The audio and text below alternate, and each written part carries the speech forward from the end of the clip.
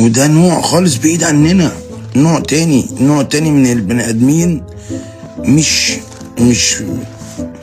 مش هو ده يعني. عدوية ابن شعبان عبد الرحيم طلع في لايف يتكلم عن كروان مشاكل ومضايق إنه خطب بنت أخوة سيد شعبان.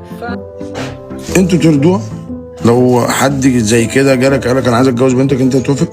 إنه مسابش كلمة. وبعدين واتكلم بكل صراحة إنه مش قابل كده ومش مقتنع، وعبر بكل صدق إنه مش عاوز الجوازة دي. الله على النبي مشرفوني. انا هسألها اسئله بالانجليزي وهي تسألني اسئله بالانجليزي. كلبي بالانجليزي ماشي. انا على اسكندريه على كوبري ستانلوسا يا بحر الهوى يا حبيبي انا. إنه مش عاوز الجوازة دي ويتمنى البنت بترمي في الشارع ولا تتجوز المخلوق ده ومش عاجبه، وبيقول إنه من فصيلة تانية غير البني آدمين. انتوا زردوا الموضوع ده عليكم؟ انت محترمه اقسم بالله، وانا عرفت اناسب عيله الحاج شعبان عبد الرحيم الله يرحمه، الله يرحمه البابا الله يرحمه. نراو فتحه كمان يلا. وانا فرحان وانا مبسوط بان انا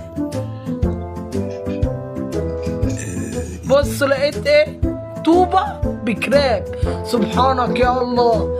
واقسم ابن المطرب عبد الرحيم شعبان برضه طلع عبر عن استياءه يحصل الكلام ده، يا ده يرضي ربنا. خد يلا اراجوز هنا، اوعى اسمعك يا اراجوز تجيب سيره ابويا عبد الرحيم شعبان. انت بس واحده انت بس واحده انت سنتي مرتي استكن كاري كاري استكن حبيبي اخويا كرام مشاكل عايز انا مش عارف بسبب ذكر اسم والدي على لسان كروان مشاكل، وبيقول إنه قرد بسديري الناس بتشوف عشان تضحك. هنا كده احنا في ادبنا، احنا معروفين قدام الدنيا كلها. اقول لك ولاد شعبان. اساليني انا بقى. اهلا يعني ايه؟ مرحبا. دول ناس محترمه متواضعين.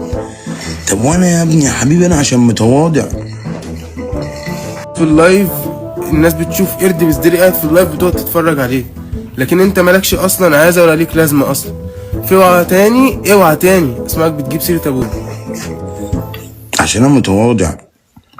بيقولوا لك قوي وتقريبا خلاص كلهم مقتنعين بالانفصال، وبيقول إن ده غضب من ربنا إن ترتبط بابن آدم زي ده مش شبهنا، وشكل كروان مشاكل من فصيلة العصافير مش البني آدمين. اسيبها في الشارع اقول لها يشوفوني لو نيت يا عروسه وانا جيت ابني ما شفت مثله. انا متواضع مش هننام النهارده في البيت، نام على الرصيف مثلا، واللي احنا فيه ده عادي بلاء حصل لنا حركه. كل عائلة العروسة مش عاوزة كروان مشاكل، وبيقولوا علية مشخصاتي وقرد بسديري ومش شبهم وما يطلوش يناسبهم أصلا. أي السبب فكلامك ده؟ يمكن ربنا زعلان من حد فينا فقام عامل لأنه قصير القامة ولا إيه؟ وكروان فالمقابل واخد الموضوع جد وداخل، فالعلاقة هدى برأسه. ان شاء الله بعمل لاخواتي عشان كان بنت محترمه. ومن كثرة ما كروان مشاكل بيغني بالهندي فشكله داخل على دراما هندي، وهيعيش قصة الحب الممنوع. اخواتي الكبار يقفوا جنبي والموضوع ده يعدي كأنه ما جاش لوجه الله. بس يا جدعان الواحد بينفخ في قرب مخروم. هتعرف الفترة الجاية الموضوع هيدخل على فيلم هندي ولا الحمد لله التي تتم بنعمته الصالحات. ما تنسوش لايك فولو لنستمر في تقديم الأفضل لحضرتكم. احنا مالنا ومن الوساخة دي قلة أدب، والله دي قلة أدب.